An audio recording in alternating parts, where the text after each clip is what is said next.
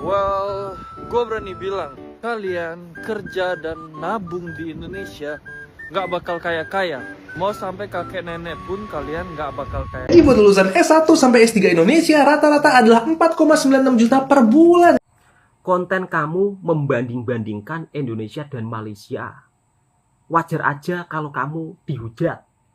Assalamualaikum warahmatullahi wabarakatuh. Apa kabarnya sahabatku semua? Tentang konten saya, informasi perbedaan hidup di Malaysia dan juga di Indonesia. Bukan maksud saya untuk membanding-bandingkan sahabatku semua, tetapi dari perbedaan antara dua negara tersebut kita bisa ambil sisi positifnya. Jadi banyak orang Indonesia pun yang kerja di luar negeri loh, bukan saya saja. Dan mereka pun juga membahas tentang perbedaan hidup di sana dengan di Indonesia. Kalau dari pendapat saya, ya nggak masalah sih selama hal tersebut kita ambil sisi positifnya. Jadi ketika kita melihat video tentang konten perbedaan antara beda negara atau hidup di negara orang, tak perlu berpikir yang sempit. Kita berpikir yang lebih ke depan, berpikir lebih bijak. Di edisi video kali ini, saya juga ingin mereaksi pendapat orang Indonesia ketika tinggal di negara orang. Seperti apa kehidupan mereka, dan kira-kira pendapat mereka tentang hidup di negara orang seperti apa, biar kita sama-sama saling tahu mengetahui. Video ini saya buat untuk informasi dan juga hiburan. Jadi harap-harap sahabatku paham ya. Karena saya sendiri juga bekerja dan tinggal di negara orang. Kadang-kadang kalau saya keluar, saya pun juga membuat konten tentang suasana di Malaysia. Saya sering membuat konten suasana di Malaysia. Oh, ini loh di Malaysia tidak ada petugas parkir. Parkir dengan secara rapi, parkir dengan cara disiplin. Itu saya sering membuat video tersebut. Tetapi dari video tersebut bukan bermaksud saya membanding-bandingkan Indonesia dan Malaysia, bukan ya. Tetapi bertujuan untuk memberikan informasi. Kira-kira seperti itu sahabatku semua. Oke, langsung kita reaction video berikutnya. Seperti apa pendapat orang Indonesia ketika bekerja di negara orang. Tinggal di Indonesia serba macet. Kemudian pindah ke Denmark, semuanya serba nyaman. Nggak seperti itu juga sih, Mas. Halo guys, selamat sore dari United States. Oh, dari Amerika. Well, gue berani bilang, kalian kerja dan nabung di Indonesia nggak bakal kaya-kaya. Mau Waduh. sampai kakek nenek pun kalian nggak bakal kaya-kaya. Kecuali kalian memang anak pejabat, PNS di luar ordal, atau mungkin dapat warisan, ya asal bisa ngelolanya.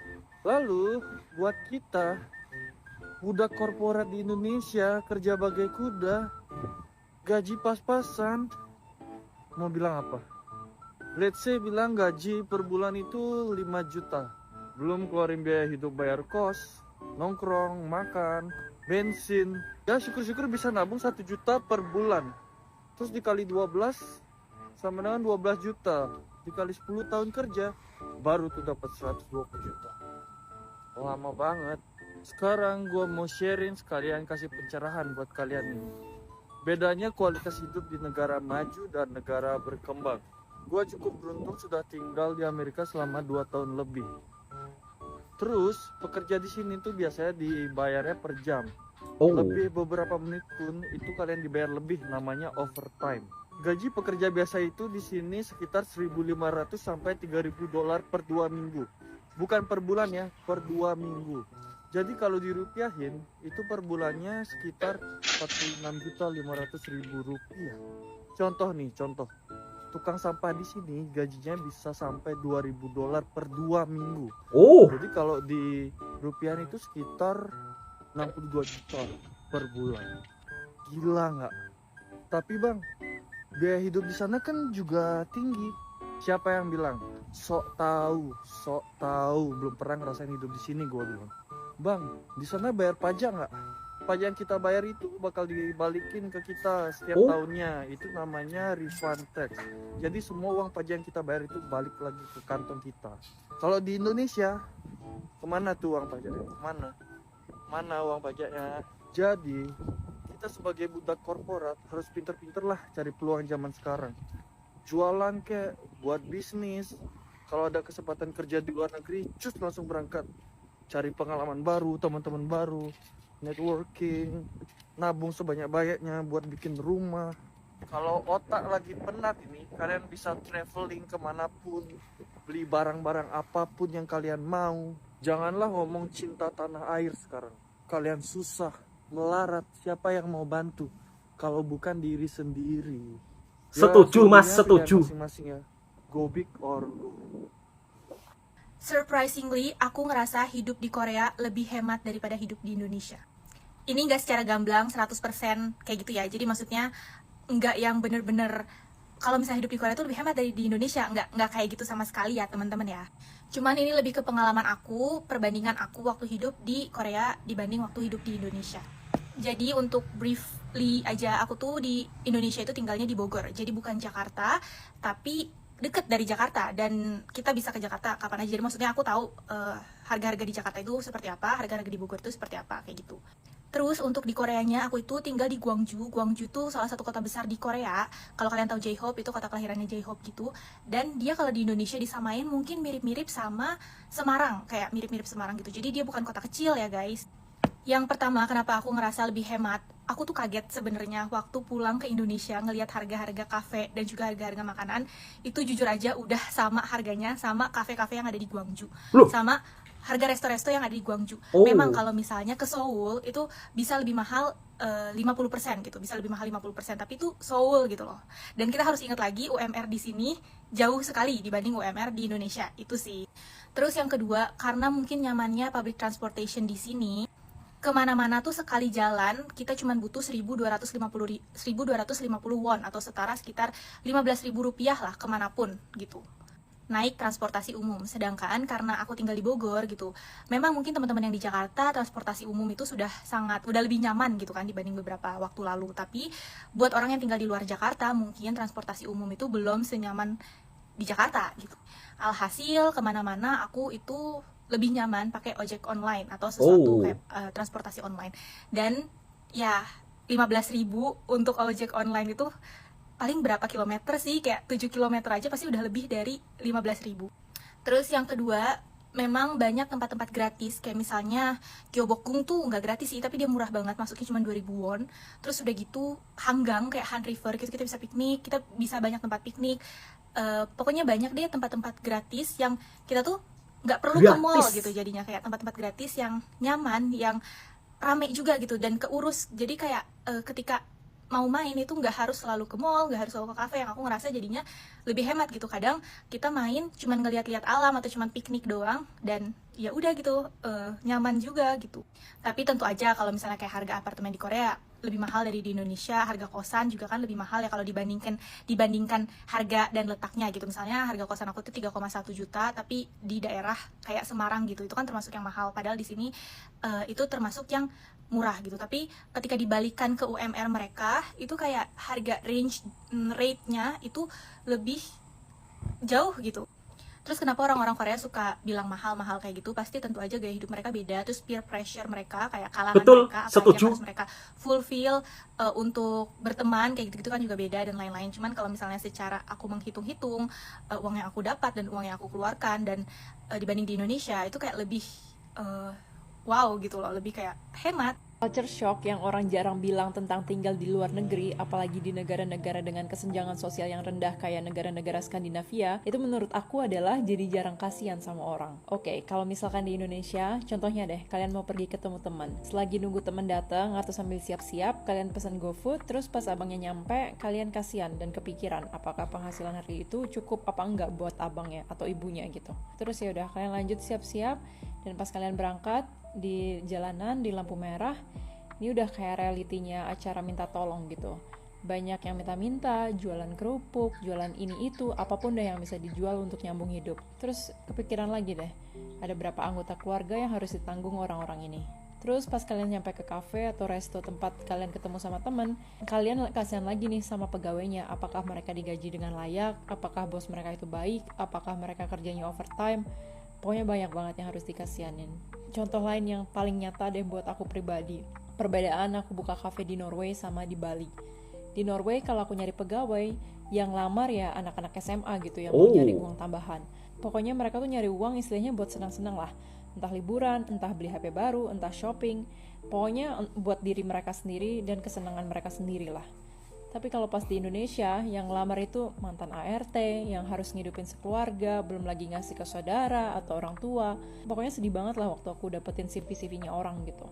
Nggak semua sih, tapi adalah beberapa. Di Norwegia, itu tuh jarang banget aku ngerasa kasihan sama orang.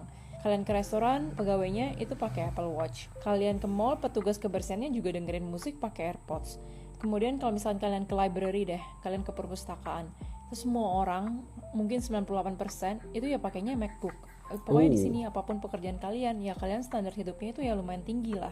Pengemis atau homeless itu bukannya nggak ada, tapi jarang banget. Dan di Norway ada istilahnya kalau kalian sampai jadi pengemis, itu kalian sendiri yang ngelakuin hal itu ke diri kalian. Contohnya kebanyakan yang homeless itu entah karena drug addict atau emang imigran gelap.